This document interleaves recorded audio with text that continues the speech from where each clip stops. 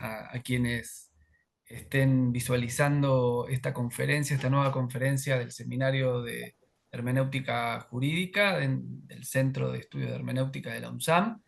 Eh, Hoy tenemos el gusto enorme de presentar al doctor profesor Juan Antonio Gómez García, quien es licenciado en Derecho por la Universidad Complutense de Madrid y doctor en Derecho por la Universidad Nacional de Educación a Distancia de Madrid, la UNED.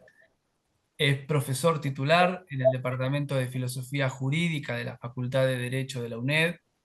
Cuenta en su haber con más de un centenar de publicaciones distribuidas en libros monográficos, capítulos de libros y artículos especializados en filosofía del derecho, en hermenéutica filosófica y jurídica, en derechos humanos y en derecho y cine.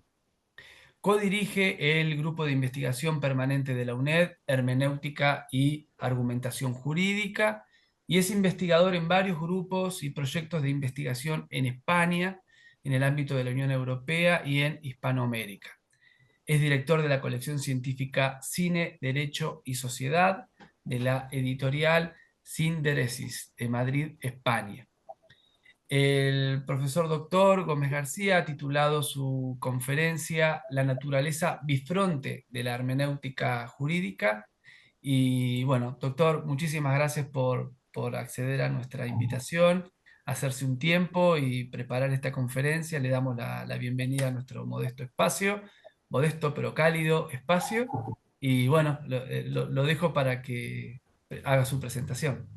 Muy amable, muchísimas gracias, profesor Gonzalo Nogueira. Es un placer estar participando en este ciclo de conferencias que organizan ustedes en el Centro de Estudios de Hermenéutica de la Universidad Nacional de San Martín. En este sentido, pues les quería agradecer la invitación, cordial invitación para participar, y especialmente pues, al profesor Nogueira, que fue quien me invitó personalmente a impartir esta charla, que espero que sea provechosa para todos, ¿no? Como bien decía el profesor Nogueira, la conferencia la he titulado La hermenéutica jurídica, la naturaleza bifronte de la hermenéutica jurídica, ¿no? Y es que me interesa en esta conferencia, en esta charla, poner de manifiesto la importancia de la hermenéutica jurídica como referente de comprensión fundamental, ¿no?, de lo que es el derecho, de lo que es lo jurídico. Es decir, el derecho, tanto en su aspecto de práctica social como incluso como disciplina académica, vive en una tensión permanente entre lo normativo y lo interpretativo, ¿no?, entre la norma, entre la ley y la interpretación. Es decir, no hay derecho sin normas, pero tampoco, ojo, hay normas sin interpretación. Esta relación es muy interesante porque precisamente nos permite entender o calibrar de algún modo ese lugar central que ocupa la hermenéutica jurídica como elemento referente de comprensión central de todo lo que tiene que ver con lo jurídico. Nos muestra en definitiva que interpretar no es una tarea accesoria, que es algo como tradicionalmente se ha visto desde el siglo XIX por parte del positivismo jurídico, sino que es el corazón mismo, podríamos decir, de la experiencia jurídica. Y en este sentido, la hermenéutica jurídica, como digo en el título de la conferencia, tiene una naturaleza, podemos decir, bifronte. Es decir, la hermenéutica jurídica, por un lado, es una metodología de interpretación de textos jurídicos, pero no solamente es eso, es decir, sino que también es una auténtica filosofía del derecho. En su vertiente metodológica, la hermenéutica jurídica nos ofrece procedimientos concretos, técnicas concretas para interpretar las normas. En su dimensión filosófica, la hermenéutica jurídica nos invita a pensar qué significa interpretar, cuál es la naturaleza del derecho y cuál es el papel del jurista en la construcción, digamos, de sentido jurídico, ¿no?, de sentido jurídico. Este doble registro, esta naturaleza bifronte, que un poco atrevidamente, un poco osadamente me atreví a utilizar esta expresión, el de metodología y el de filosofía, constituye la riqueza de la hermenéutica jurídica. Y comprender esta dualidad, desde luego, es fundamental tanto para la práctica profesional como para la reflexión teórica en torno al derecho. Aquí, el hecho de la primera dimensión, es decir, la hermenéutica jurídica como metodología jurídica, es algo que es indiscutible en nuestros días, incluso por parte del positivismo más cerrado, más legalista, más unívoco. Aquí se trata, y en eso estamos todos de acuerdo, en que esa función es clara y fundamental para, dentro de la hermenéutica jurídica, esa dimensión metodológica, técnico-metodológica. Aquí de lo que voy a tratar también es de postular una auténtica filosofía del derecho hermenéutica. Y en este sentido voy a tratar de trascender el aspecto puramente metodológico, es decir, frente a estas posturas que les decía de carácter instrumental, metodológico, que consideran la hermenéutica jurídica como una herramienta técnico-interpretativa, aquí vamos a tratar de partir de para postular una hermenéutica jurídica desde un punto de vista filosófico desde una auténtica ontología jurídica. Es decir, la ontología jurídica es algo que está íntimamente incardinado dentro de lo que es la hermenéutica jurídica como filosofía. Partir de una reflexión ontológica en torno al derecho supone necesariamente plantear una reflexión radical, una reflexión integral, una reflexión integradora. Es decir, el ver el derecho desde sus mismas raíces ontológicas, en definitiva. En esta conferencia voy a tratar de explicitar de alguna manera, analizar esta cuestión. Y voy a partir de la idea de que el derecho es básicamente interpretación. Es decir, si hay un ámbito donde la cuestión de la interpretación, como he dicho antes, desempeña un papel central, es el ámbito de lo jurídico, el ámbito del derecho. El derecho precisa de interpretación debido a su carácter práctico, a su carácter de práctica social, a su naturaleza de práctica social que toma siempre como puntos de partida interpretaciones anteriores, la tradición. La tradición.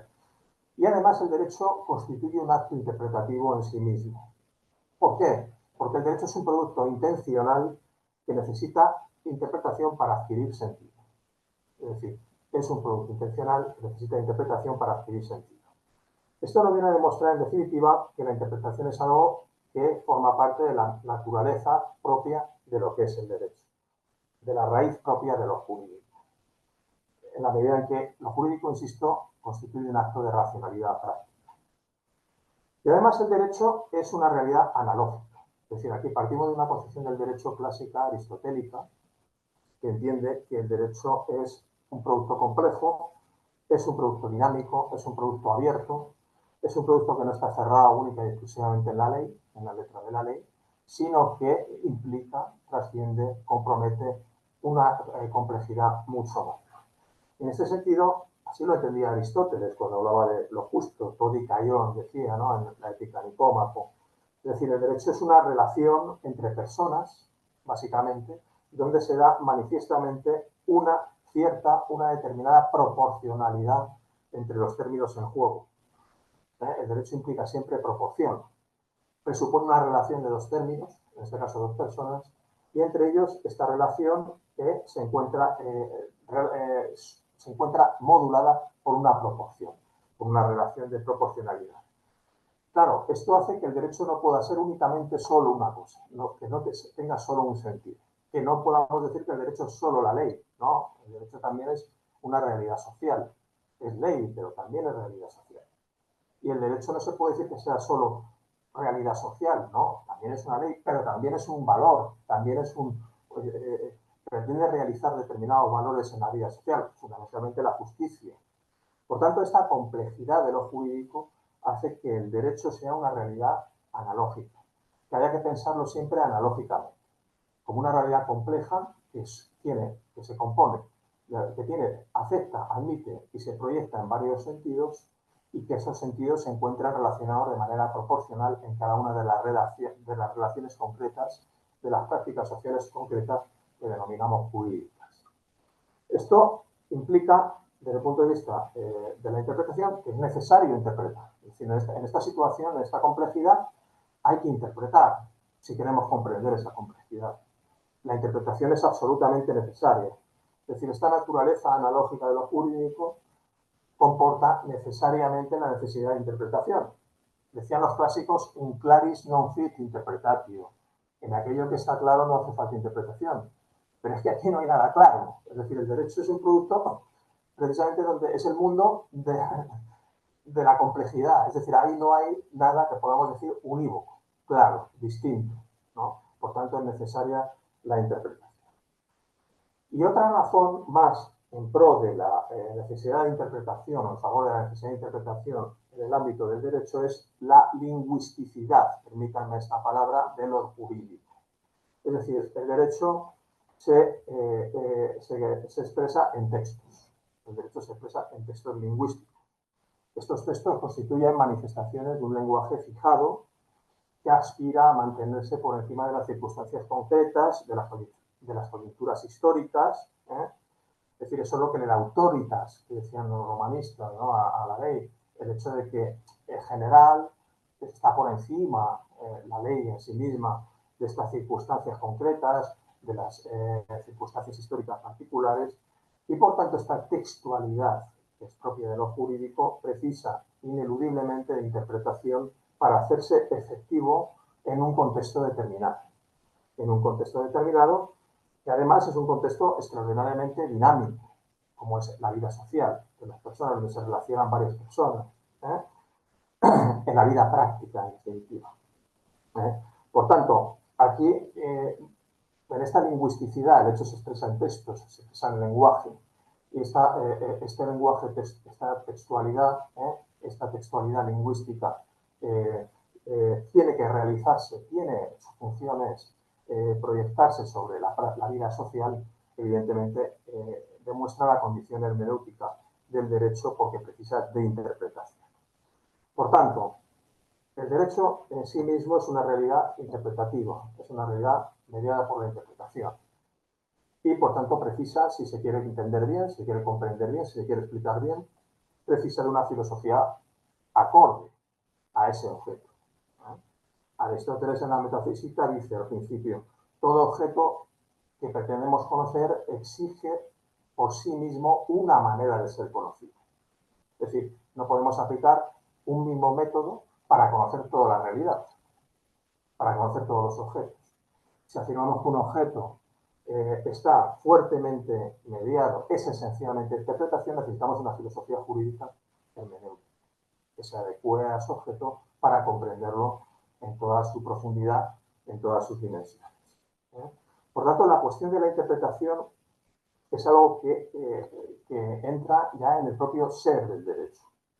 Es algo que forma parte del derecho como una realidad ontológica. Y no solamente como una realidad metodológica, como una realidad epistemológica, de carácter técnico, sino que, como vengo diciendo, se encuentra íntimamente metido en las entrañas del propio ser del derecho. Del propio ser del derecho.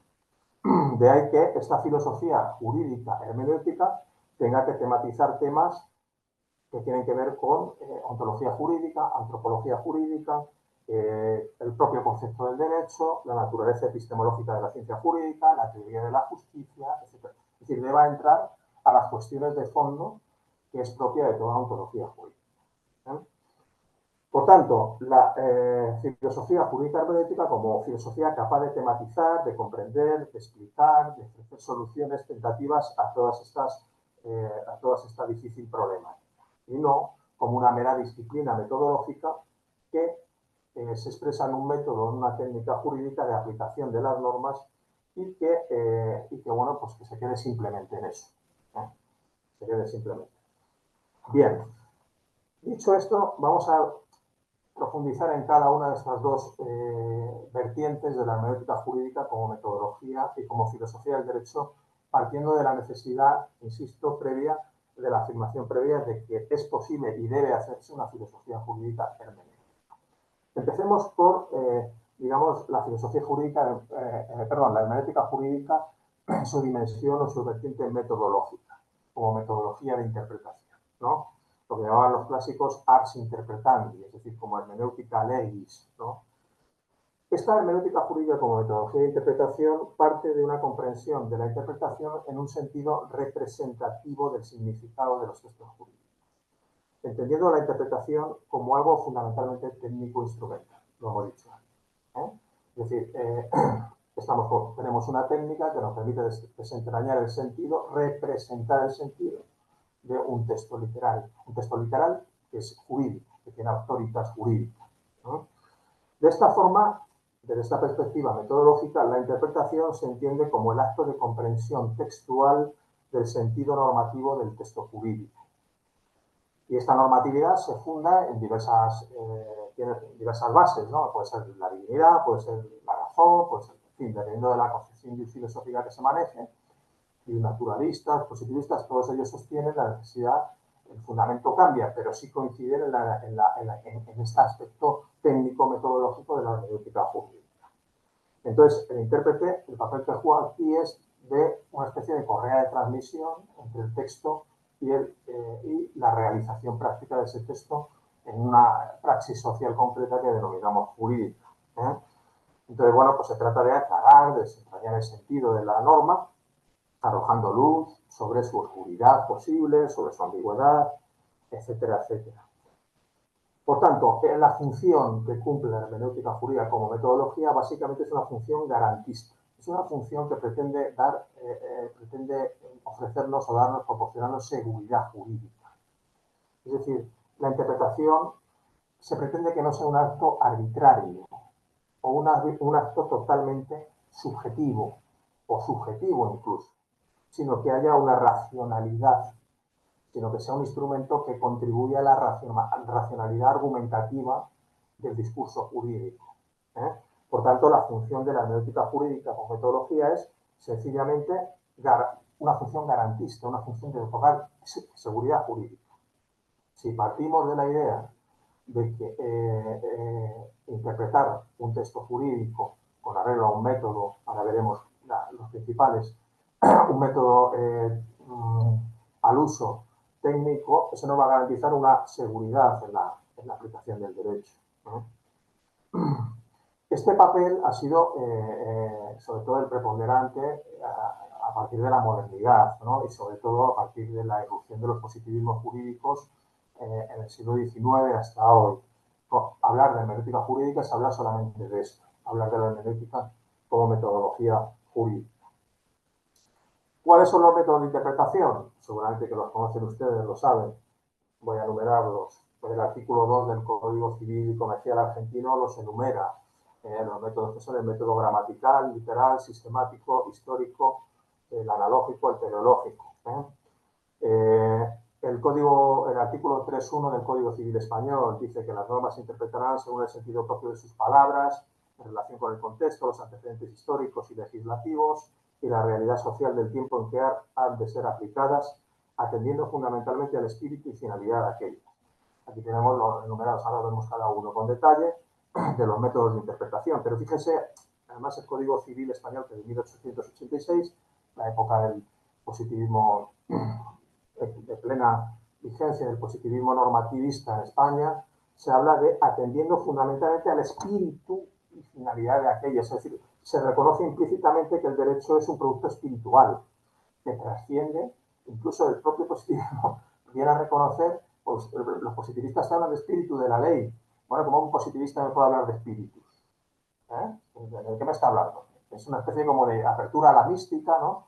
Dentro de todo esto, que es un poco paradójico desde la idea de cientificista, lógico-sistemática que gobierna o que rige toda la metodología positivista. Pues fíjese incluso que esta vía de escape del derecho como producto cultural, como producto espiritual, como producto que trasciende la pura ley, incluso se acaba colando dentro de lo que pueda ser una concepción de la interpretación como método.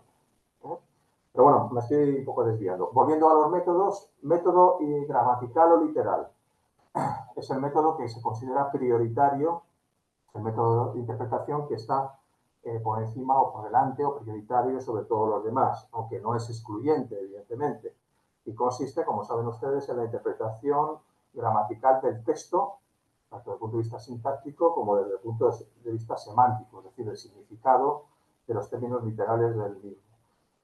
El método gramatical únicamente considerado sin relación con los demás, cosa que hoy no defiende prácticamente nadie, pues ha sido criticado desde el propio positivismo, por ejemplo, por Hart, por el filósofo del derecho inglés, que que habla de la textura abierta del lenguaje jurídico, es decir, del lenguaje jurídico como un lenguaje caracterizado por la vaguedad, por la indeterminación, etcétera. Y este método se nos queda corto porque no llega a dar cuenta de estas características que son propias del lenguaje jurídico. Método gramatical, método o literal. Luego estaría el método sistemático, el otro gran método, ¿no? Desde el punto de vista de hermenéutica jurídica.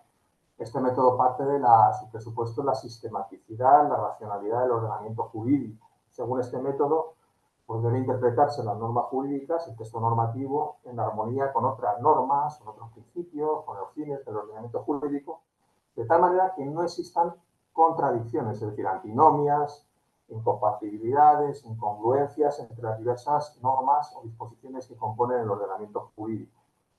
Dentro del método sistemático entraría el método analógico, que así aparece en el Código Civil argentino, ¿no? Luego estaría el método histórico. Fíjense que antes hablábamos de que ha de interpretarse las normas teniendo en cuenta los antecedentes históricos y legislativos. El método histórico es el método que atiende, se dice tradicionalmente, a la voluntas legislatoris, es decir, a la voluntad del legislador como criterio de interpretación. ¿Cuál ha sido la intención del legislador y el contexto histórico, teniendo en cuenta el contexto histórico en el cual se promulgó la norma? Sería el modo en que se expresa este método histórico. Y luego el método teleológico, es decir, aquel que atiende a la voluntas legis, se dice, a lo qué sentido, qué fines persigue el legislador con esa norma, ¿no? En definitiva, estos dos últimos métodos, el histórico y el teleológico, ya fueron defendidos pues ya por Savigny, por la Escuela Histórica del Derecho, por los historicistas, los sociologistas, etcétera, a partir del siglo XIX, que tienen una visión, si quieren, más culturalista, más espiritualista del derecho, ¿no? Si los comparamos con los legalistas o los normativistas. Todos estos métodos hay que entenderlos de manera complementaria, es decir, partiendo del método textual como presupuesto fundamental, todos estos métodos deben operarse complementariamente a la hora de interpretar las normas jurídicas. Es decir, ha de ser, obviamente hay que modular en función de la norma, del caso concreto, del momento de la aplicación, pero hay que entenderlos complementariamente. Bien, esta es la clásica metodología, hermenéutica jurídica como metodología de interpretación de textos jurídicos, en este caso de leyes, de normas. Y de aquí vamos a pasar a lo que es una filosofía jurídica hermenéutica, que es lo que pretendemos postular.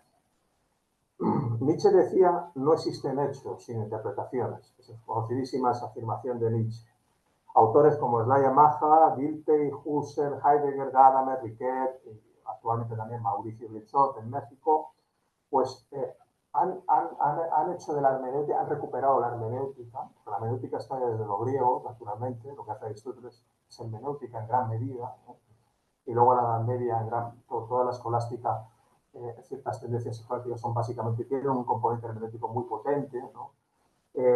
Pues esos autores recuperan la hermenéutica y le dan hoy, en nuestros días, un rango de auténtica filosofía, ¿no? Y a partir de ahí se empieza a postular que la hermenéutica en el ámbito del derecho deja de ser un simple método o un simple procedimiento exegético, ¿no?, de comprensión de los textos jurídicos. Entendiendo, por tanto, que la interpretación es algo, como hemos dicho antes, constitutivo de lo jurídico, más allá de su función instrumental. Tal y como hemos dicho antes, lo jurídico se construye realmente mediante la interpretación, sobrepasando así la simple técnica, el simple método develador, ¿no?, en el lenguaje heideggeriano, de su sentido, ¿no?, de su sentido. Por tanto, esta filosofía del derecho debe entender el derecho, debe comprender el derecho, lo jurídico, como interpretación eminentemente y concebirse a sí mismo como hermenéutica, es decir, no dándose como algo cerrado, sino como algo que está relacionado con aquello sobre lo que reflexiona, sobre lo que pretende comprender y explicar filosóficamente. Pues bien, aquí es claro, bueno, haciendo una breve alusión histórica, el llamado giro lingüístico. Hemos dicho antes que que el derecho es un elemento fundamental a la lingüisticidad, ¿no? El llamado giro lingüístico de la primera mitad del siglo XX es, digamos, donde se sientan las bases potentes, ¿no?, de esta nueva filosofía hermenéutica que en el ámbito del derecho llamamos hermenéutica jurídica, filosofía hermenéutica jurídica. ¿Por qué? Porque se plantea el problema filosófico del lenguaje. En el ámbito jurídico, tal renovación, que vino a ser en el fondo el giro lingüístico en filosofía, se proyectó en el contexto de la crítica al dispositivismo legalista que imperó durante la primera mitad del siglo XX de manera apabullante.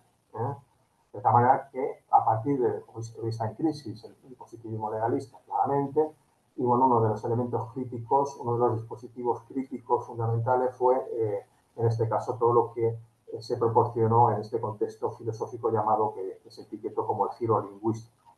Y es que el problema del lenguaje es fundamental para poder hablar de una filosofía jurídica hermenéutica. El positivismo jurídico concibe el lenguaje desde una perspectiva formalista, desde una perspectiva abstracta, relegando su carácter práctico, es decir, su naturaleza de acontecimiento, el acontecimiento referido a lo real.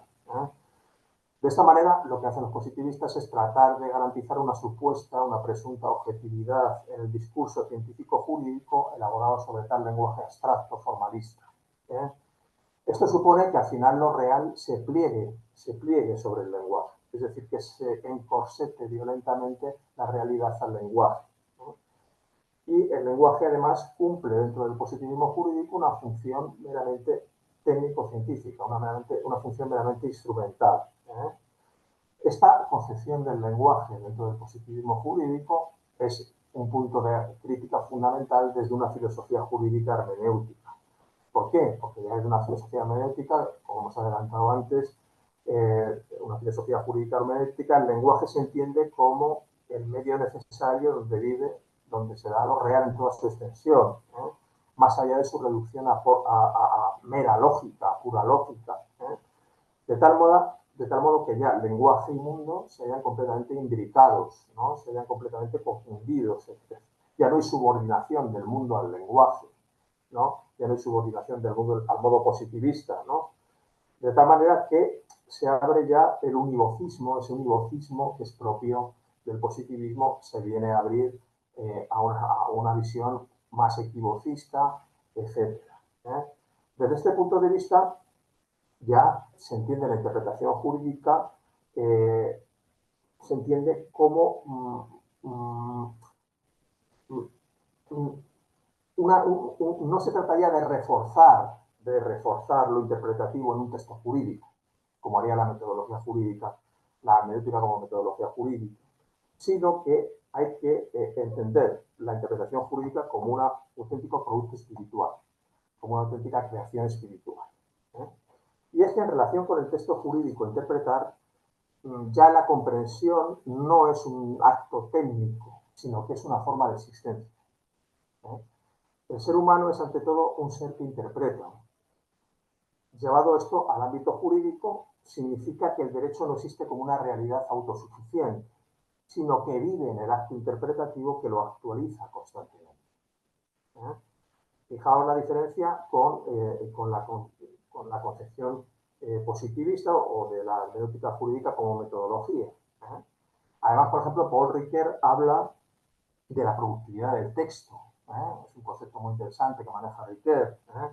Es decir, interpretar, según Ricoeur, ya no es solo recuperar un sentido originario, sino generar nuevos significados en contextos cambiantes. Claro, todo esto va en contra de ese esquema metodológico que enumerábamos antes de los métodos, ¿no?, de la interpretación de las normas, lo trasciende, le da otra perspectiva, le da otros matices. El derecho, en este sentido, ya no es algo estático, sino que es algo histórico, es algo dinámico, es algo situado, es algo existencial. Y en ese sentido hay que pasar del texto jurídico a la acción jurídica como espacio de comprensión de lo jurídico. Ya no nos tenemos que quedar en el mero texto jurídico, tenemos que ir a la acción jurídica. Y de lo que se trataría es de abundar, de profundizar en la problematicidad de la acción jurídica. En tanto que esta problematicidad determina su sentido hermenéutico. Esto tiene unas consecuencias también para el sujeto intérprete, aquel que interpreta el derecho. Ya desde este punto de vista, desde el punto de vista de una filosofía jurídica hermenéutica, el jurista ya no es un mero transmisor, una cadena de transmisión de la voluntad legislativa, de la norma, no, sino que es un auténtico constructor de sentido. Es decir, un constructor de sentido que responde en su función, en su operación, en su tarea interpretativa, de articular tradición y novedad. Y, ojo, y esto es importante, legalidad y justicia en el ámbito del derecho. Si el intérprete ya tiene que construir, insisto, sentido, articulando legalidad y justicia, que son dos términos que se han considerado contrapuestos desde la perspectiva de la dicotomía naturalismo-positivismo jurídico. Los naturalistas, justicia; los positivistas, legalidad. No, señor, no hay que hacer, no se trata de una dialéctica, se trata de articular sentido a partir de estas dos características, de estas dos notas esenciales de lo jurídico. ¿No? Claro, todo esto se hace más complejo ahora. Todo se hace más complejo ahora.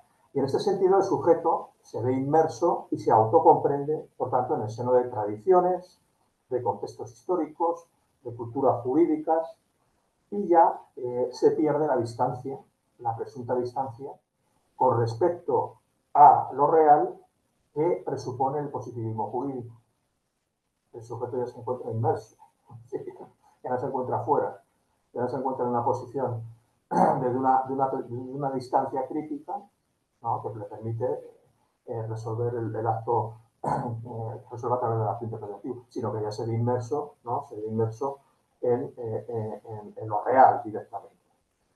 Esto determina que lo jurídico se entienda, por tanto, como actividad, como praxis, como relación, lo hemos dicho anteriormente. Y que ser jurídico y decir jurídico, lo que es el derecho y lo que se dice que es el derecho, se encuentren ya íntimamente vinculados. Es decir, no se separen de manera arbitraria, no se separen de una manera tan fría, tan abstracta, tan formal como lo hace el positivismo. Ojo, incluso Heidegger reduce abiertamente ya el ser jurídico al lenguaje jurídico. A mí me parece excesivo eso. Yo soy más partidario de una visión analógica, que no pierda una cierta objetividad. Es decir, hay una ley y hay un elemento de objetividad que hay que tener en cuenta. Ya no es el intérprete un constructor, casi un artista, ¿no? Casi un artista, un sujeto que libremente crea derecho, ¿no?, por mor de que tiene que construir sentido en el mundo, sino que tiene que haber una referencia que es la ley, hay una referencia que es el elemento social, la naturaleza social del derecho, que hacen que no se pueda entender el derecho únicamente reducido al lenguaje, sino que es algo más que el lenguaje. Es decir, me parece una visión muy equivocista la de Heidegger, ¿no? Pero bueno, esto lo hablaremos después con más tranquilidad. Por tanto, en relación con el sujeto-intérprete, claro, ya el sujeto intérprete se ve interpelado de una manera mucho más directa en lo que es el acto interpretativo, la acción jurídica. Y luego, esto también tiene consecuencias en relación con la justicia y la eticidad jurídica, ¿no? Y con la eticidad jurídica. Es decir, la interpretación, digamos que solo es hermenéutica cuando va asociada al sentido de plenitud del sujeto interpretativo.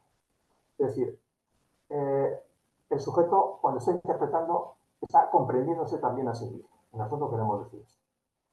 Eso implica que el sujeto, como hemos dicho antes, se vea plenamente incorporado a la problemática que tiene que interpretar, el acto de interpretación. Y eso presupone la cuestión del otro, de la alteridad, la cuestión de la presencia, de la concurrencia del otro. Es decir, hemos dicho que el derecho implica una relación de dos términos, de dos personas al menos. En esa relación el sujeto que interpreta entra plenamente en ella y por tanto tiene que tener en cuenta al otro. Eso implica, por tanto, la acogida existencial, podríamos decir así, del otro en el sentido, desde una perspectiva de que el sujeto actúa como un sujeto judicial, podríamos decir.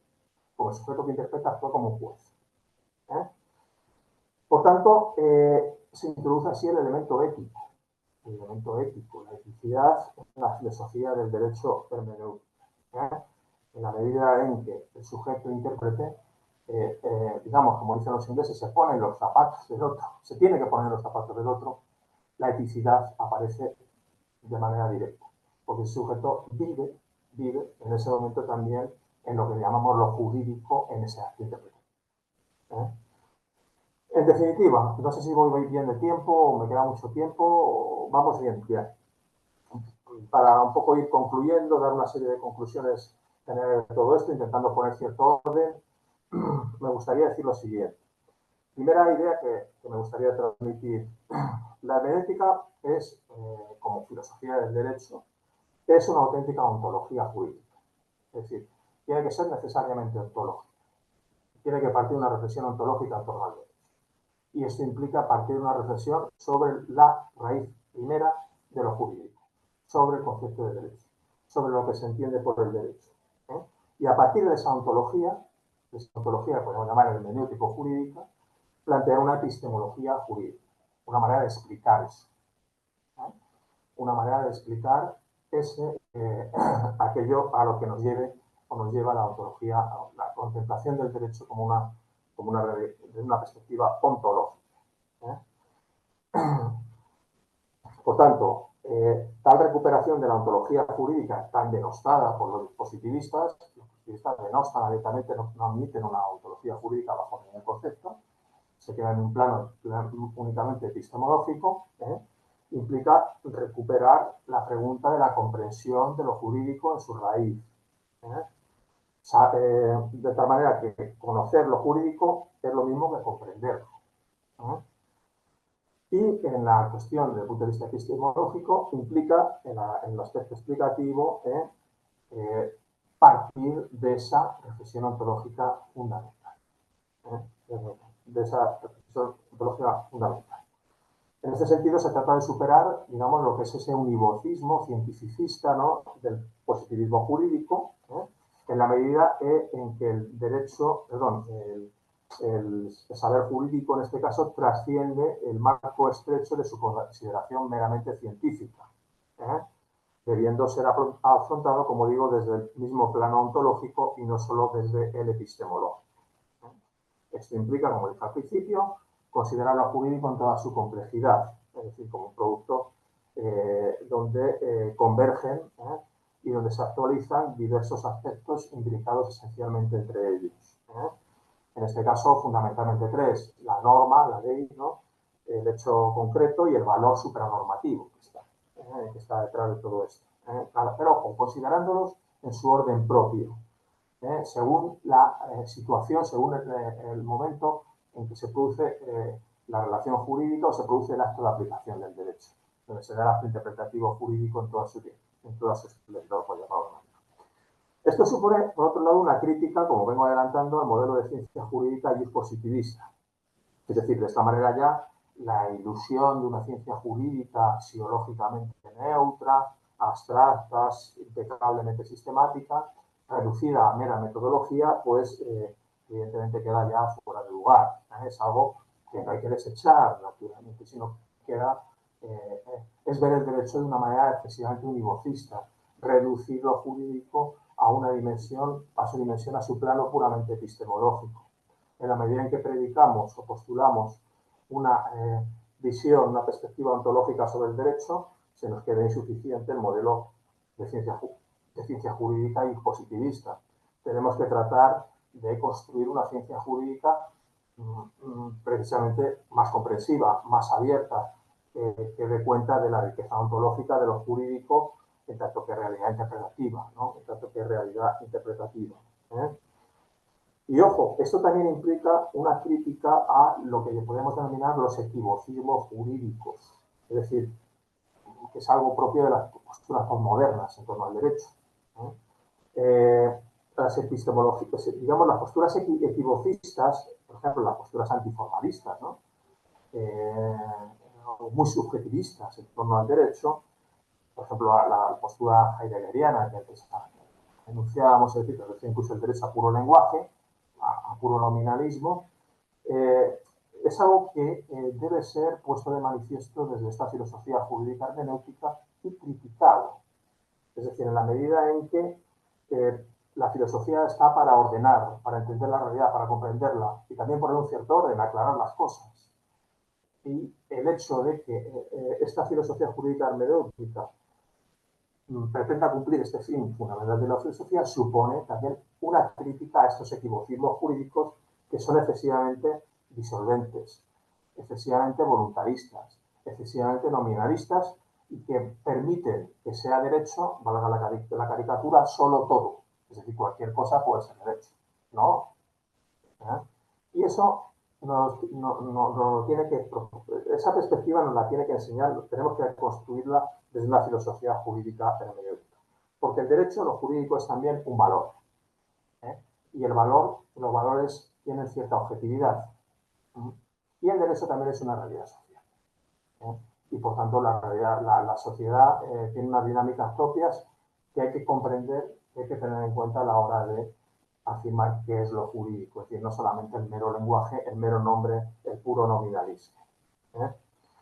Bien, y ya en cuanto a las relaciones entre, digamos, ¿qué papel jugaría en esta filosofía jurídica hermenéutica una hermenéutica como metodología jurídica? Pues evidentemente no hay que excluirla, obviamente, no hay que excluirla.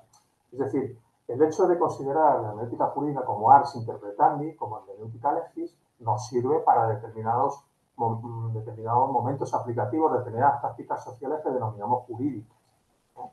Y hay situaciones que se resuelven perfectamente y han de resolverse perfectamente con arreglo a una versión formalista de lo jurídico, metodológicamente positivista de lo jurídico.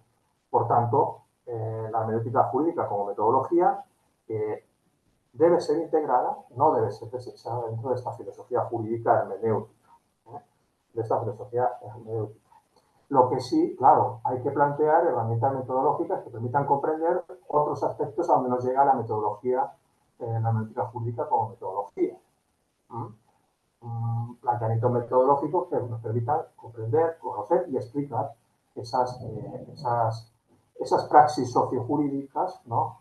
Que permitan realizar lo jurídico satisfactoriamente en esos casos. En este caso, como diría Gadamer, no nos quedaríamos en la hermenéutica no debe ser solo método, sino verdad. Además, verdad que integra el método, por llamarlo de alguna manera. Verdad que integra al método, ¿no?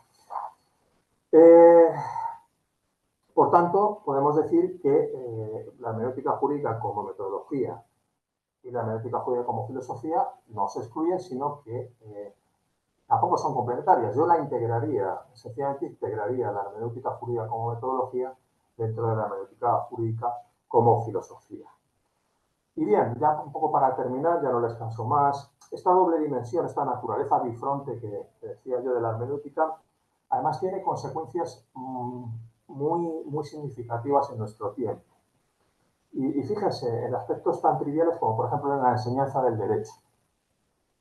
Es decir, necesitamos formar juristas que no solo manejen técnicas interpretativas, métodos de interpretación, sino que comprendan los supuestos filosóficos que las sustentan. Eso lo permite una filosofía jurídica hermenéutica, precisamente porque ofrece herramientas conceptuales de comprensión y de explicación de lo que hay detrás filosóficamente de la mera técnica interpretativa. Es importante en el aspecto de la enseñanza del derecho. En el aspecto de la práctica judicial, la decisión judicial implica implícita o explícitamente una concepción determinada del derecho, pese a la ilusión positivista de objetividad, de tecnicidad, etcétera, implica eso. Y eso, tomar conciencia de ello, evita la ilusión de neutralidad y fomenta la responsabilidad interpretativa del juez. Muchas veces se cometen injusticias terribles por la aplicación puramente formal de una ley. Eso se puede evitar desde la exacerbación de la conciencia del juez de que hay una responsabilidad en su acto de interpretación que tiene que ver con no considerar lo jurídico de una manera unívoca. Y eso nos lo enseña una filosofía jurídica hermenéutica. Y luego ya en el ámbito de los desafíos actuales que se dicen, ¿no? La irrupción de la inteligencia artificial, los conflictos interculturales, los dilemas bioéticos, etcétera, ahí la filosofía jurídica hermenéutica nos recuerda que siempre interpretar es un acto de diálogo. Es un acto de diálogo entre tradición y novedad, entre lo viejo y lo nuevo, como decía la película de Eisenstein, del soviético, lo viejo y lo nuevo, entre tradición y novedad, entre texto y contexto, entre norma y justicia. Y este diálogo es necesario. Es decir, tener, excitar, inducir, provocar esa tendencia al diálogo que solamente es posible desde una perspectiva hermenéutica es fundamental para afrontar estos desafíos. ¿Eh? Y no digamos ya, lo decíamos antes, las posturas equivocistas que hablan de derechos, ya no se habla del derecho, sino de los derechos, es decir, todo el derecho, ¿no? Estas afirmaciones de que lo que llama en una autora española, se llama Ana Pintore, que habla de los derechos insaciables, es decir, todo el mundo habla de derechos, todos tienen derechos, la madre tierra tiene derechos, los animales tienen derechos, las plantas tienen derechos, no sé, cualquier cosa tiene derechos, puede ser titular de derechos. Eso no es. Es una exageración, es un equivocismo exagerado, es un discurso nominalista, voluntarista, que puede llegar a ser, que se puede llegar a cargar el derecho, para la expresión. Es decir, que en el fondo todo eso puede vaciar de contenido al derecho.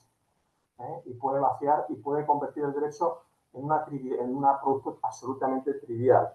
Pues para evitar caer en este derecho posmoderno, ¿no? En esta posmodernidad jurídica, una hermenéutica jurídica equilibrada que plantea el derecho desde una perspectiva ontológica, desde una idea de relacionalidad entre los elementos que juegan, bajo una proporcionalidad, bajo una equidad, puede evitar que toda esta fragmentación, esta disgregación imperante se pueda de alguna manera exagerar, es decir, recuperar de alguna manera el derecho frente a los derechos, ¿no?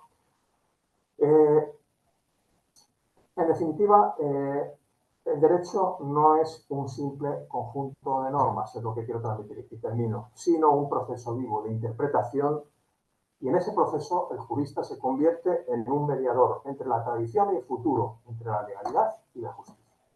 Eso es lo que en el fondo debe ser el motor, la línea de fuerza, el vector que mueva una filosofía jurídica hermenéutica que yo creo que es necesaria hoy porque el positivismo se ha quedado absolutamente insuficiente para comprender la complejidad del mundo actual y para comprender el derecho en su propia esencia.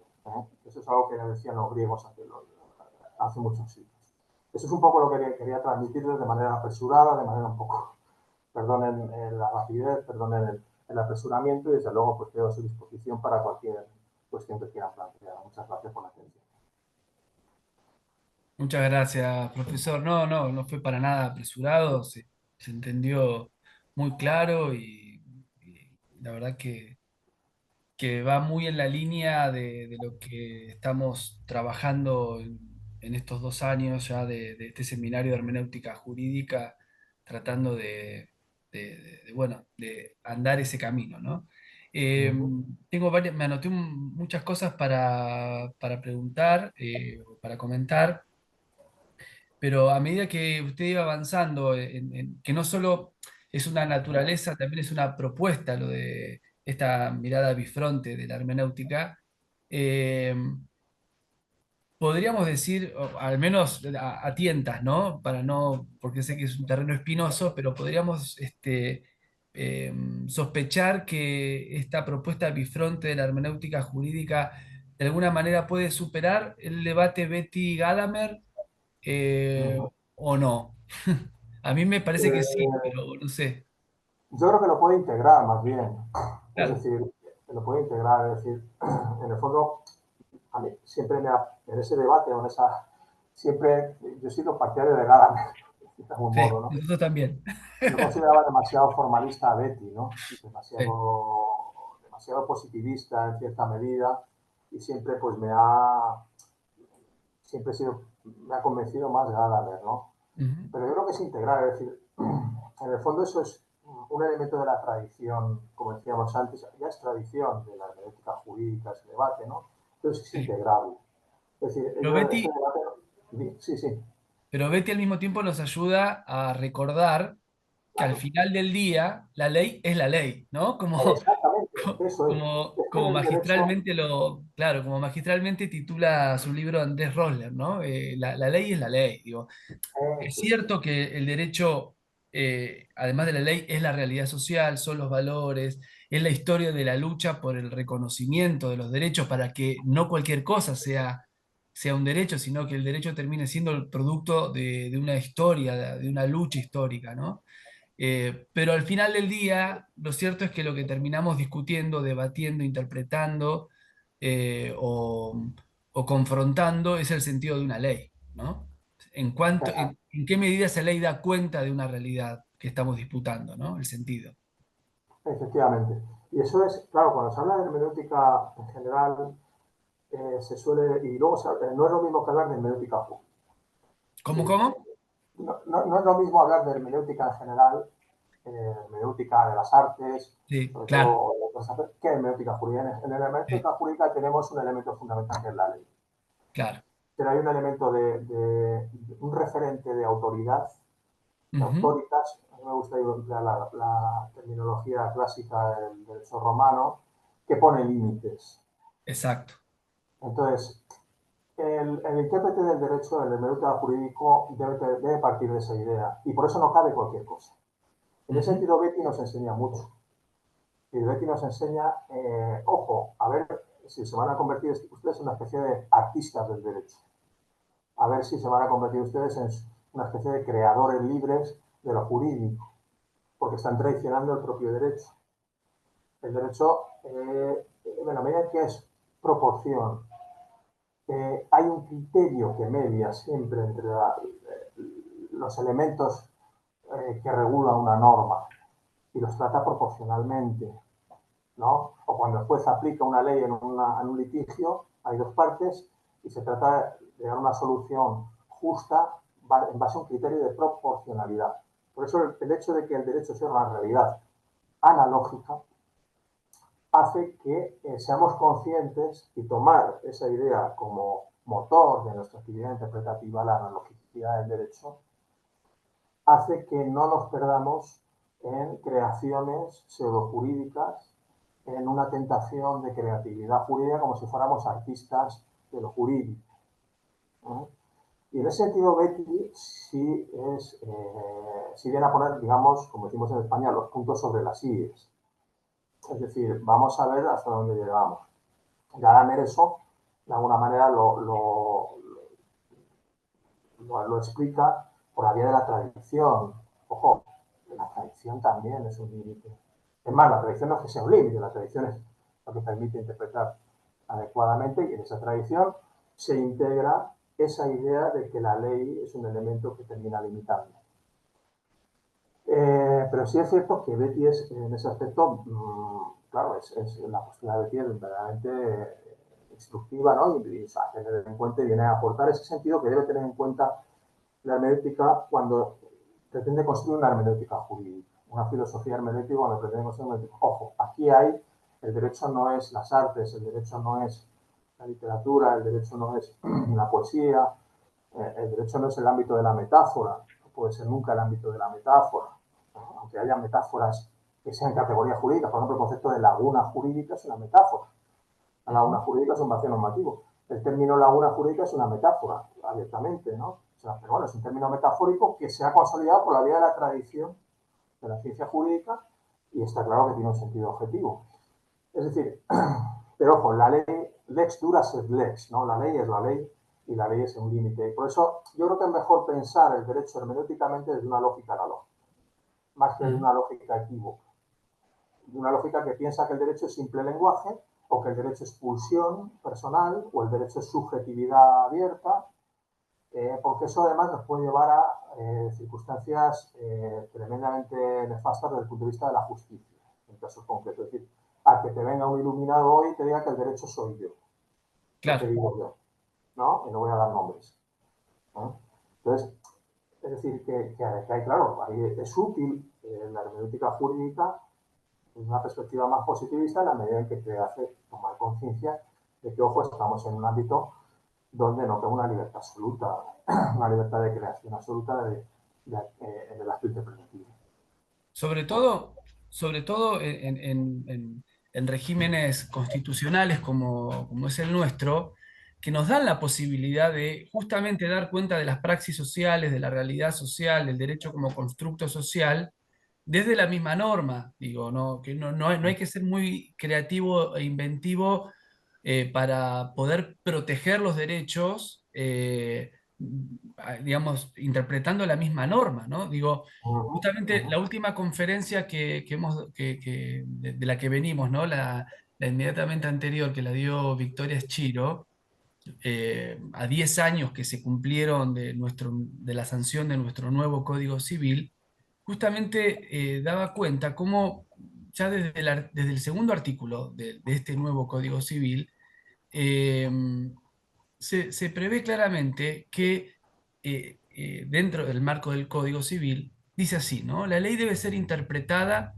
teniendo en cuenta sus palabras, sus finalidades, las leyes análogas, las disposiciones que surgen de los tratados sobre derechos humanos, los Exacto, principios y los exacto. valores jurídicos de modo coherente en todo ordenamiento. Es decir, el derecho le está ordenando al Estado y al gobierno que regula, que administra al Estado, le está ordenando que sea protector y garantista de los derechos humanos. Entonces, cuando estamos frente a gobiernos que quieren ser creativos, quieren ser artistas del derecho, haciéndole decir al derecho todo lo contrario de lo que el derecho ordena, bueno, ahí es donde esta naturaleza bifronte de la hermenéutica jurídica nos permite decir, no, no, un momentito, la ley nos está respaldando para defender los valores que estamos sosteniendo. No es una discusión ideológica. Acá ya se vuelve una discusión jurídica. Eh, Exacto. entonces, ahí es donde me parece que se integra y podemos dar un paso adelante en ese debate, que es muy rico, que nos sirve para pensar, pero creo que por nuestro ordenamiento, por la evolución, si se me permite, entre muchas comillas, de nuestro marco jurídico, está superado, me parece a mí. Uh Podemos -huh. al mismo tiempo aplicar un método riguroso hermenéutico sin pretensiones cientificistas, pero sí en términos prácticos y al mismo tiempo sostener una hermenéutica filosófica, ¿no? Que Exacto. sostiene valores, un modelo de sociedad que respete la dignidad humana, porque está en la ley, nos ordena la Exacto. ley esto, ¿no? En Exacto. otros tiempos históricos era otro la disputa, ¿no? Uh -huh. Hoy esa disputa está zanjada, por eso hay que darla. El no darla, Exactamente. Sí, sí, sí, totalmente de acuerdo. Es decir, la ley sigue siendo necesaria. Es decir, claro, la ley es necesaria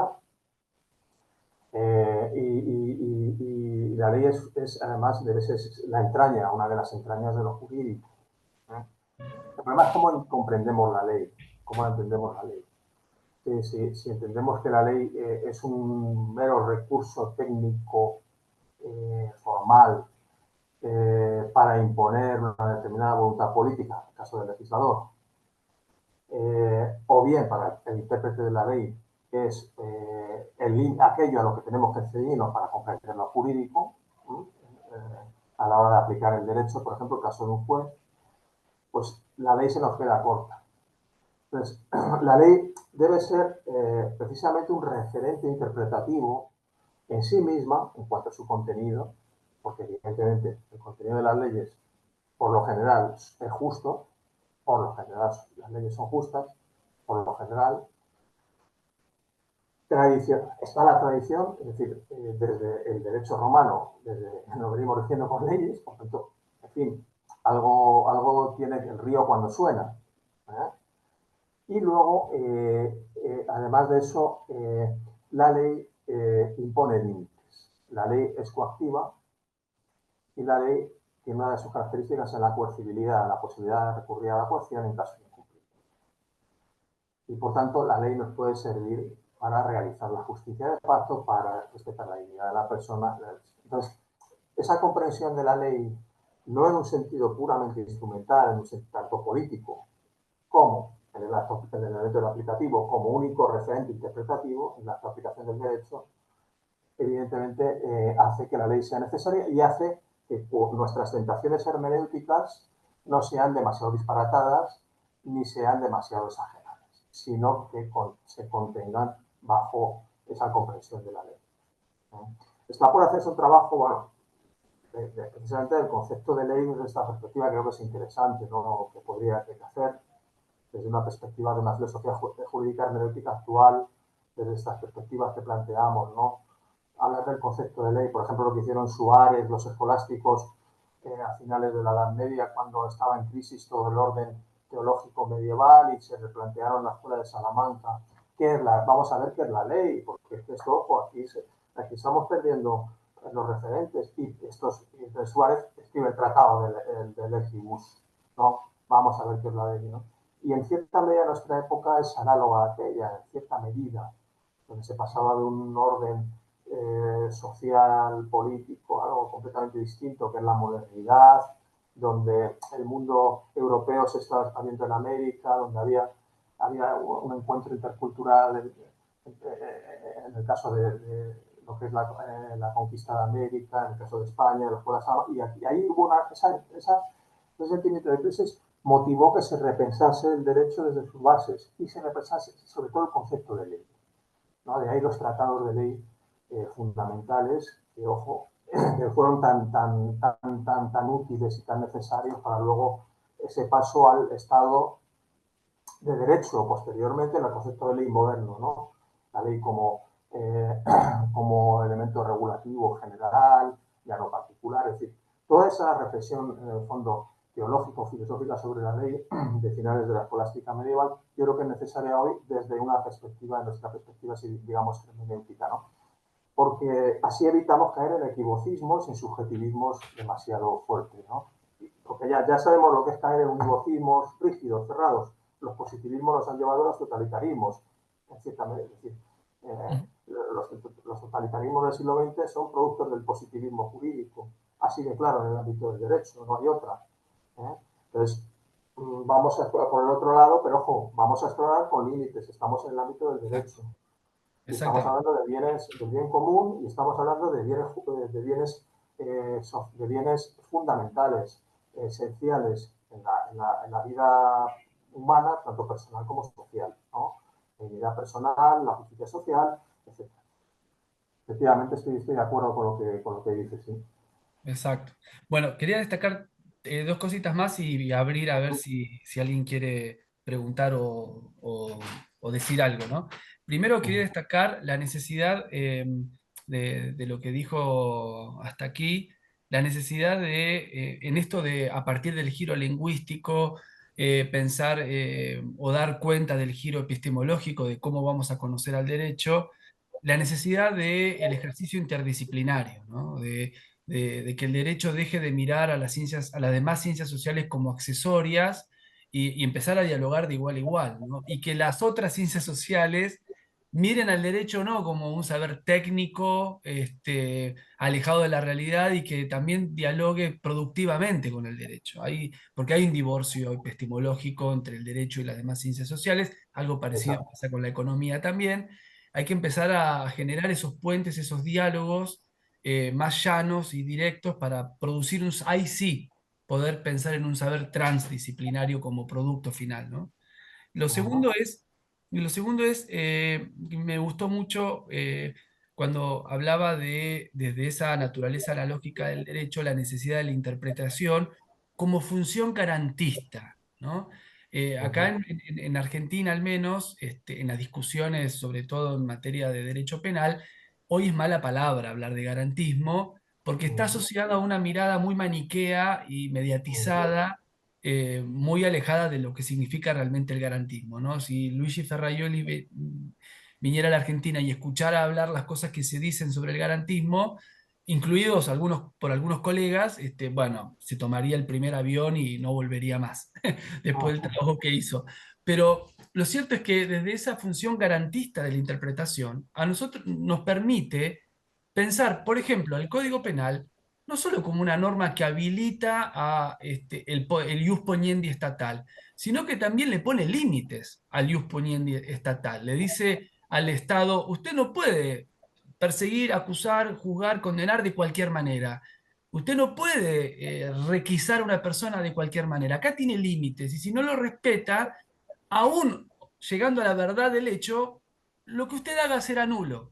Entonces, Ujú. digo, corrernos un poco de la mirada conspiranoide del derecho como aparato represivo del Estado y verlo también como una forma de poder defender nuestros derechos, ¿sí? La función Exactamente. garantista hermenéutica me parece que es fundamental y que hay que reforzar, ¿no? Precisamente, además, es que en el ámbito del derecho penal, bueno, el origen del derecho penal contemporáneo en la Ilustración, en Beccaria, precisamente de Claro, los delitos y las penas, Montesquieu, claro. Beccaria lo dice. ¿Mm? Esto es la manera de que haya una cierta justicia en la aplicación de primero en la persecución del delito y en el castigo al delincuente. Es decir, vamos a establecer un principio de tipicidad, un principio de legalidad, una serie de principios siempre que, pues claro, el derecho penal es el derecho en su faceta, su dimensión más punitiva, más fuerte, más potente, ¿no? Entonces hay que tener muchísimo cuidado cuando a alguien se le condena penalmente, porque verdaderamente se le puede destrozar la vida. ¿Eh? Y eso exige de garantismo en su grado y en su rigor máximo. Claro. Entonces, claro, esa visión del derecho penal como algo represor, como algo tal, eso es, hay que desterrarlo, ese imaginario social que existe incluso desde esa perspectiva, hay que desterrarlo y hay una perspectiva hermenéutica como que precisamente enseña que detrás de eso lo que hay es una, una, una visión, ¿no? Una visión de la historia del derecho, de la realidad jurídica, que lo que pretende es, porque el Estado, si a uno se le enfrenta al Estado, el Estado lo aplasta. ¿Eh? Eso nos lo ha enseñado Kafka, nos lo ha enseñado mucha literatura del siglo XX, es decir, el proceso, etcétera. Es decir, como a uno entre en el punto de mira del Estado, está perdido. No puede, el Estado es una máquina implacable. Entonces, al propio Estado hay que ponerle límites. Y el derecho penal es una manera de autolimitación de ese poder expansivo, porque el poder de estudio es expansivo, del Estado. Y de poner en una cierta situación de igualdad a un sujeto individual frente al Estado. ¿Vale? Exacto. El derecho administrativo, el derecho penal es el derecho público. ¿No? El derecho público. El fondo es. Entonces, hay que ver efectivamente esta dimensión garantista, que en el fondo es la que verdaderamente gobierna el derecho penal actual, porque si nos remontamos a la historia del derecho y vemos el derecho penal medieval, tal, se nos cae, en fin, a Cristo lo crucificaron con una mera acusación, es decir, le sometieron a un tormento, una pena terrible, un pretor romano, no, y como, es decir, el derecho era, lo que era el derecho penal antes no tenía nada que ver. Entonces, esa Claro. visión del derecho como algo positivo, como algo necesario, como algo que te protege, que te ayuda, que te permite desarrollarte y en el fondo te permite, es un elemento de civilización, de progreso, de paz social, de bienestar, de bienes común, de tratar de lograr el bien común, es una visión que hay que desterrar. Lo otro, lo que pasa es que es más llamativo. Hoy hay un sensacionalismo terrible y entonces, claro, hay que presentar siempre el aspecto morboso, mórbido, oscuro, presuntamente oscuro de la realidad, ¿no?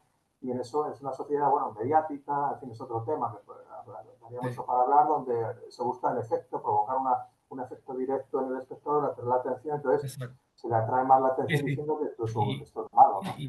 y lamentablemente, digamos, esa agenda manipulada por los medios masivos de comunicación termina siendo utilizada en el campo de la política, es traducido en demagogia punitivista, ¿no? Es decir, bueno, prometer lo que no puedo Exacto. cumplir, ¿no? Prometer lo que no puedo cumplir. Pero volviendo a Ferraioli, él mismo dice que esta función garantista también se aplica, corre para todas las demás ramas del derecho, ¿no? Digo, en el derecho laboral tenemos el principio pro operario, Exacto. en el derecho comercial el principio pro deudor, digo, siempre el derecho busca proteger en una relación al más débil, ¿no? Entonces, ahí esa función garantista del derecho nos manda, no es una cuestión de gustos o de gustos ideológicos, nos manda.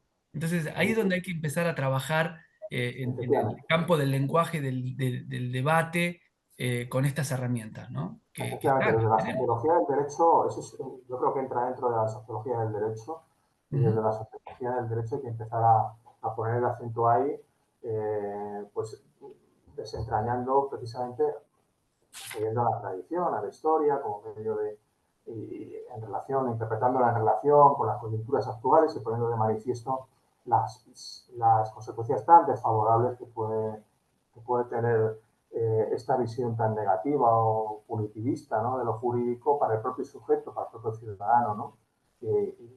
Totalmente de acuerdo. En fin, hay un montón de parcelas, ¿no?, de líneas que trabajar ahí, desde luego, claro que sí. Yo tuve un profesor de Derecho Laboral que lo quiero invitar a nuestro seminario, de apellido Arias Gibert, un gran juez laboralista, donde él en clase nos decía, el Estado tiene la espada, el ciudadano tiene el derecho, Exacto, ¿no? Hay que amigarse con el derecho, decía. eso es, Este, eso es. es así. Bueno, no Efectivamente. sé si Carlos, Omar y Claudia tienen algo para aportar, opinar, preguntar. Antes de que cerremos. Sí, yo quería hacer una consulta, Gonzalo. Laura, sí, perdón. Sí. Gracias, profesor. Realmente una presentación a quienes estamos no en la parte del derecho, sino de hermenéutica muy enriquecedora y muy esclarecedora también, ¿no? Y quería consultarles a los dos en esta época de la creciente automatización en todos los procesos humanos, sean civiles, sean propios de no importa que sea en la formación o en cuestiones sí, de operación como ciudadano o ciudadana. ¿Hasta qué punto este aspecto que usted mencionó casi al final de la necesidad de ese diálogo que se plantea al hablar de una hermenéutica jurídica más sólida o más extendida, eh, tiene cada vez menos lugar, ¿no? Y la pregunta concreta es si esto se considera o se contempla a la hora de formar a quienes están ocupándose de la aplicación del derecho o quienes se ocupan de la práctica de la ley. Porque mi pregunta, es decir, lo que me ocupa mucho cada vez que recibimos estas presentaciones es hasta qué punto no hay también una automatización aceleradísima en la aplicación de la ley y todo esto que entendemos por interpretación y lo que es la hermenéutica jurídica cada vez va quedando más arrinconada porque no tiene mucho espacio de acción. Entonces, ¿cómo se plantea esto? Pensarlo quizá desde el momento de la formación de quienes se dedican es decir, desde de los abogados, de las abogadas, quizá ahí introducir por lo menos una llamada de atención o una toma de conciencia lenta, pero un poco más a pie Ujú, seguro, porque la automatización avanza a pasos aceleradísimos. Solo como ujú, ejemplo, estuvimos participando en una jornada esta semana que pasó sobre inteligencia artificial en las ciencias humanas. Y quien expuso de la Universidad Complutense, bueno, ponía como ejemplo la automatización en todo lo que es la industria automotriz, es decir, de los automóviles, ¿no? De los autos. Cada vez más se busca que no haya responsable último de nada. Entonces, ahí la pregunta es, cómo se va diluyendo ese sujeto, tanto desde el aspecto de la responsabilidad y por tanto de, bueno, ser un eh, sujeto jurídico, por decirlo así, y quienes se ocupan de establecer la responsabilidad o no, bueno, cómo lo hacen, ¿no? Con qué herramientas. Eh, porque es decir, el anonimato cada vez avanza más, ¿no? Con esta automatización, que ya Gadamer hacía referencia a ello. Eh, ujú. así que bueno, Sí, es una pregunta que no espero, digo, no para tener una respuesta, pero como para reflexionar en este Sí. sentido o en esta dirección. Pues muy interesante su pregunta, desde luego. Yo creo que en estos procesos, ¿no?, de tecnocráticos o de automatización, depende cómo se vean, de la realidad social, de las relaciones de las personas, de la aplicación del derecho. En este caso, influyen dos elementos en el ámbito del derecho. Uno, que es todavía una formación excesivamente positivista en las facultades de derecho, en la formación del jurista. En Argentina yo no conozco a fondo la cuestión, pero en España todavía los planes de estudio siguen siendo en su inmensa mayoría el estudio exegético de las normas jurídicas, de los códigos, de conocimiento sencillamente del contenido de la ley, sin introducir ningún elemento crítico en muchísimos casos, para que sirva ya cada vez menos. Evidentemente, se están introduciendo ciertas asignaturas de argumentación jurídica que permiten poder. La hermenéutica jurídica directamente en España no hay como asignatura en ningún plan de estudio. Se estudia la metodología de interpretación jurídica dentro del derecho civil, de la parte general, ¿no? Pero bueno, se está introduciendo algo de argumentación jurídica que últimamente, pero se sigue todavía. Yo, por ejemplo, estudié Derecho en los años 80, a mediados de los 80, y yo tuve un profesor de Derecho Civil que nos hacía aprendernos de memoria 200 y pico artículos del Código Civil en cada examen. Era un positivista legalista enfermizo y decía que el jurista tenía que saber la letra de la ley. Entonces, era memoria. Es decir, eso es grotesco, si quieres, la manifestación más grotesca de lo que es un positivismo ramplón, ¿no? Pero es que todavía sigue perviviendo, al menos en España y en Europa también en gran medida, ¿no?, en los planes de estudio esa impronta fuertemente positivista en torno al derecho, que hace que luego el jurista, cuando sale de las facultades y se dedica al abogado, el juez, etcétera, pues sea una especie de, se considere a sí mismo una especie de técnico que ejerce una operación presuntamente neutral y un trabajo que pudiera ser perfectamente intercambiable con otro juez, cuando no es así. En el mismo caso tú lo pones a dos jueces y a veces no coinciden. En definitiva, que yo creo que ese elemento de la formación del puño fuertemente positivista en la formación de los juristas sigue redundando ahí. Y luego otro elemento que es, y usted lo ha dicho muy bien, en relación con el sujeto, ¿no?, la disolución de la subjetividad, de la responsabilidad. Un elemento central, y ya lo dicen los romanos, en el derecho es el concepto de responsabilidad. Y la responsabilidad implica para el sujeto responder. Es decir, aquí estoy yo, como dice el Castillo. Es decir, yo he hecho esto, ¿no? Y eso está perdiendo. Y eso es un elemento, un concepto que vertebra todo el derecho civil y todo el derecho, y que precisamente otorga garantías, seguridad jurídica, otorga en el fondo justicia a las relaciones sociales, el hecho de que pueda haber responsables por las cosas que se hacen, de que pueda haber un concepto que permita entender y comprender lo que es la responsabilidad, eso se está diluyendo con la posmodernidad. Y entonces el sujeto, y eso está redundando en la subjetividad jurídica, en el hecho de que se está disolviendo también el sujeto jurídico, el titular de derechos, pero también de obligaciones jurídicas. Porque siempre la responsabilidad jurídica está ligada al concepto de obligación. Cuando uno celebra un contrato con alguien, se obliga y responde, según las cláusulas del contrato. Y eso se está diluyendo, se está convirtiendo en un elemento, primero, mediáticamente represivo, porque hablar de responsabilidad jurídica tiene ya un matiz. Tú lo dices y te dicen que eres un carca, como decimos en España. Hablar de obligaciones. Y es que para que haya un derecho tiene que haber un obligado. Esto es matemática pura. El derecho son dos términos. Es una relación que vincula dos términos. Acreedor, deudor.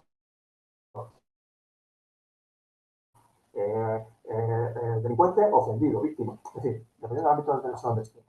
Entonces, la responsabilidad es un elemento, es algo que no está de moda, es algo que está en retroceso. Y eso implica disolver el sujeto jurídico, la subjetividad jurídica. Porque uno de los elementos fundamentales de la subjetividad jurídica es la responsabilidad. el concepto de responsabilidad jurídica. De ahí que se pueda considerar sujeto titular de derechos, que no de obligaciones, está en la paradoja, a cualquier cosa, ya hoy. Se puede legitimar por la vía de la subjetividad jurídica, es decir, de un referente titular de derechos y obligaciones, aunque se ve desde los derechos nada más, no desde las obligaciones, cualquier cosa. Un animal. Se dice que los animales tienen derechos. ¿Cómo un animal va a tener derechos? Un animal, si yo le pego una paliza, ¿va a ir al juez a ponerme una demanda? No, tendrá que ser una persona. Claro que hay que proteger a los animales, por supuesto, pero un animal se confunde el bien jurídico protegido con la titularidad del derecho. ¿Con quién es susceptible de ser titular de ese derecho? Que es el dueño del animal y que es la sociedad en general que tiene que velar por el bienestar animal. Pero detrás de esas ideas lo que hay es una crisis del modelo de subjetividad jurídica, es decir, que tiene que ver con una visión excesivamente posmoderna del derecho. Una visión del derecho de la subjetividad débil, ¿no? Débil, como diría Bátimo, ¿no? Sí, una visión como un puro nominalismo, como un puro voluntarismo. Y entonces eso permite entender, ¿no? que creo bueno, pues que no se responsabilice nadie de nada, en el fondo. Es decir, Sí. ¿quién ha metido la pata? Pues no lo sé. Pues todo es automatizado, pues será la máquina. La culpa de eso se habla aquí de los duendes informáticos. No. Aquí hay alguien que ha hecho algo mal, ¿no? Que no ha cumplido con su obligación. Sí.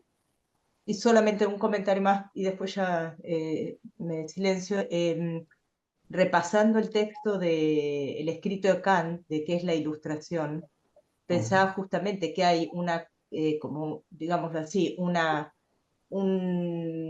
si se desdibuja, por decirlo así, o se va disminuyendo ese criterio de la mayoría de edad, en el sentido de que lo que usted acaba de decir, yo respondo por aquello que hago, que pienso, que hasta que creo, ¿no? Entonces, como no está ese ejercicio de el alcanzar la mayoría de edad en virtud del coraje, eh, aude de atreverse a ser mayor de edad, se produce esa como disolución, no sé, pero como se va desdibujando, se va Sí, sí. como entibiando ese concepto de responsabilidad que solamente puede basarse en alguien mayor de edad que puede dar cuenta de sí mismo, ¿no?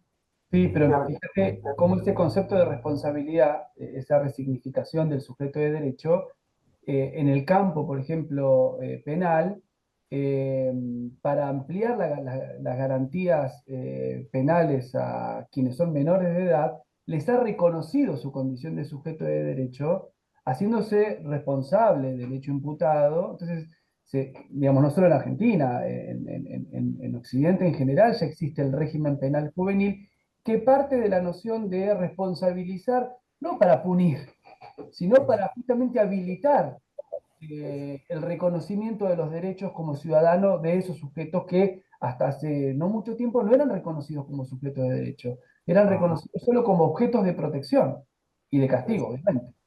Entonces, esa noción de responsabilidad que rescata el profesor es clave para reconstruir la gramática del derecho actual, ¿no? Eso. Es decir, Es para reconstruir la idea de que el derecho, insisto, son dos términos. Da cuenta siempre de una relación, claro, de un acreedor y un deudor, de un sujeto obligado. Quien tiene un derecho necesariamente tiene ese derecho porque hay alguien que está obligado de manera constitutiva. Es decir, no hay un derecho sin un obligado. Y hay que poner el acento en la idea de obligación, de deber. Es decir, y ahí está el compromiso ciudadano. Eso implica poner en valor valores, de la redundancia, como el compromiso cívico, el compromiso ciudadano, la responsabilidad social, la responsabilidad individual, ujú, en el fondo la cohesión social. Es decir, ustedes son sociólogos, saben más que yo de esto. Es decir, se está yendo demasiado al lado del derecho y eso está llevando a una infantilización. Hablaba acá de la mayoría de edad. Es que lo que estamos ahora es una infantilización. sí. De infantilización que tiene que ver, y siguiendo con la terminología de Kant, este proceso en el cual ya uno no es capaz de responder. o no quiere, o no se siente incluso capacitado para responder. No vamos a pensar que hay una actitud fraudulenta, no, sencillamente es que no puede responder. No tiene la formación, no tiene la constitución personal, la integridad moral, etcétera, para poder responder, ¿no? Sí, que responde a esa crisis, quizá esa crisis en la formación como concepto de Bildung, ¿no? Exacto. Crisis en el sentido de que ya no es ese modelo, por decirlo así, humboldtiano que funcionaba y acomodaba cada elemento en algún lugar que armaba una unidad, una organicidad. Entonces, bueno, y ahí me pregunto, en la incorporación de la automatización, porque también la automatización deslinda responsabilidades. O nos deslinda de nuestras responsabilidades, porque yo no lo hice, lo hizo la máquina, lo hizo la plataforma, es decir, es un cambio de paradigma radical, Tiene ¿no? mala prensa hoy la responsabilidad, tiene mala prensa. Nadie dice esa responsabilidad. Claro, tal cual. Bueno, Nos quejamos sí, después de nuestros gobernantes, pero lo cierto es que la misma ciudadanía no termina haciéndose cargo de sus responsabilidades, ¿no? Perdón, agrego una cosita, lo que estuvimos hablando antes de iniciar la sesión con los cirujanos. ¿Se acuerdan, Laura, que vos comentaste? Bueno, el tema de los cirujanos, los robots que operan. Yo estuve preguntando a un médico muy prestigioso y me dijo, la incisión es mejor que la haga un robot, pero después tiene que haber un médico siempre tomando la decisión, interpretando lo que pasa, porque no hay todavía tanta tecnología para enseñarle a una máquina todas las cosas que pueden pasar, ¿no? Bueno, el positivismo, si sigue insistiendo como insiste, va a terminar siendo reemplazado por la inteligencia artificial. Digo, bueno, ya no va a ser necesario que exista un juez. Claro. A eso iba, El claro, positivismo estricto, ¿no? claro.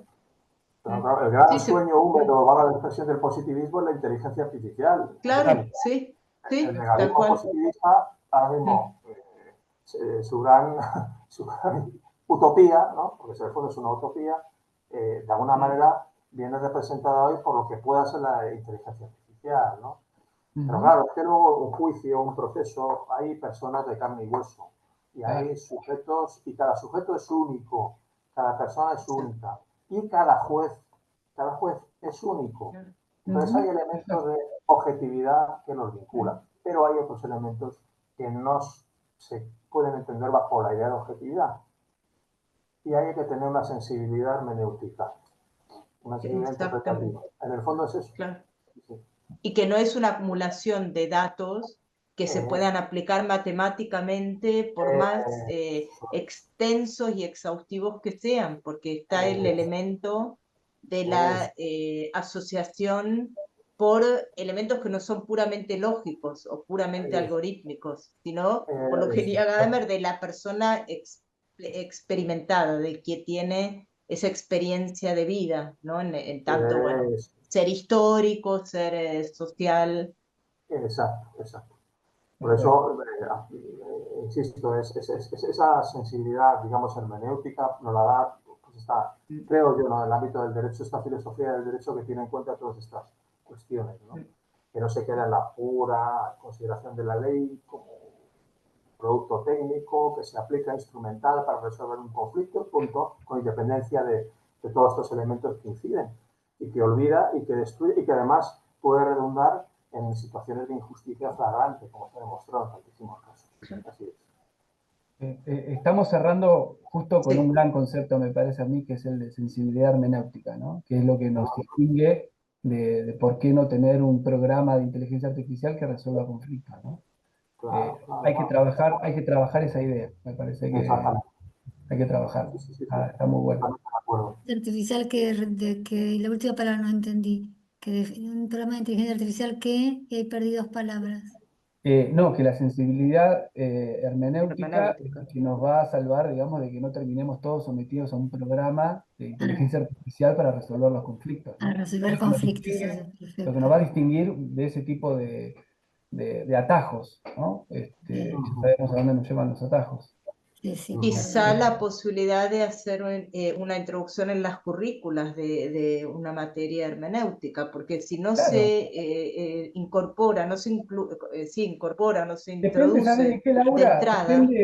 Depende de la postura epistemológica o Sí, crítica de sí. cada profesor, que cuando encara su materia dice yo me paro valorativamente a favor de los derechos humanos porque así lo manda el ordenamiento, más allá de lo que yo piense.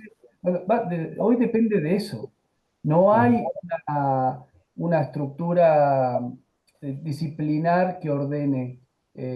Hoy cualquier profesor puede decir cualquier cosa dentro de un aula. Sí, Cualquier sí, sí, cosa. sí. Yo me he peleado cuando estudiaba Derecho eh, así me fue, pero bueno, me he peleado con muchos profesores porque se sentían que estaban en un programa de televisión, en un stand-up, y decían cualquier cosa, digamos. Y bueno, yo en esa época era más enojón y bueno, y algunas veces, y he reaccionado algunas veces, no me fue bien.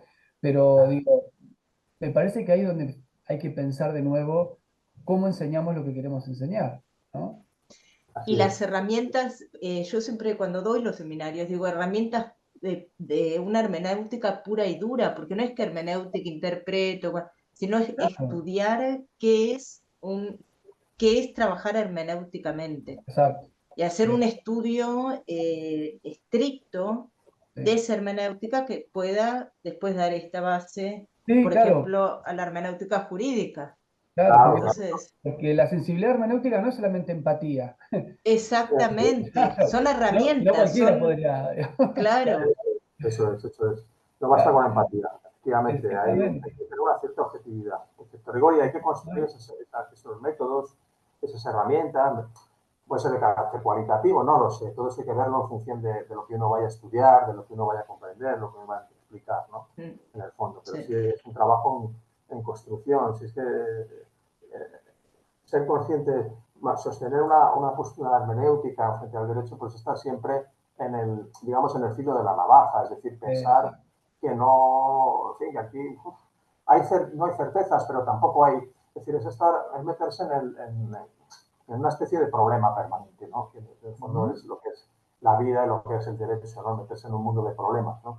El derecho es exacto. una de las cosas más difíciles del mundo. Los buenos juristas hay muy pocos, es decir, gente que tenga esta sensibilidad de saber comprender la norma con el hecho, con el valor, con el caso concreto, que tenga esa fineza de saber considerar todos sus aspectos adecuadamente sin traicionarlos, sino que ahí aparece lo jurídico en su máxima expresión, es decir, que yo creo que es la justicia, claramente, Exacto.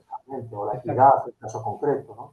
Entonces eso es Exacto. muy complicado y eso solamente estudiando códigos y tal, sí, claro que sí, pero solamente así no, no. En el Claro. fondo es eso, ¿no? Sí. Hace falta filosofía, hace falta antropología, hace falta psicología, Sociología, claro. exactamente. O sea, en el fondo el trabajo, como decía el profesor Gonzalo Nogueira, un trabajo interdisciplinar, abrir esto un poco relacionado, porque además es que el ámbito de los estudios jurídicos es un ámbito marginal o automarginado incluso por los propios juristas, que tiene que ver con un sentido elitista de lo que hacen. El Claro. Sí, jurista sigue siendo una especie de élite, se autopercibe socialmente y personalmente como una especie de sujeto especial que parece hecho, como decimos aquí en España, hecho a posta, ¿no? Es decir, que somos, nosotros somos otra cosa, ¿no? No, no, no, no. Exacto. Hace falta humildad, Exacto. hace falta Exacto. apertura y hace falta diálogo. Eso te lo da la hermenéutica, hace falta capacidad de dialogar, de aprender, todo esto, ¿no? Desde una postura más abierta, ¿no?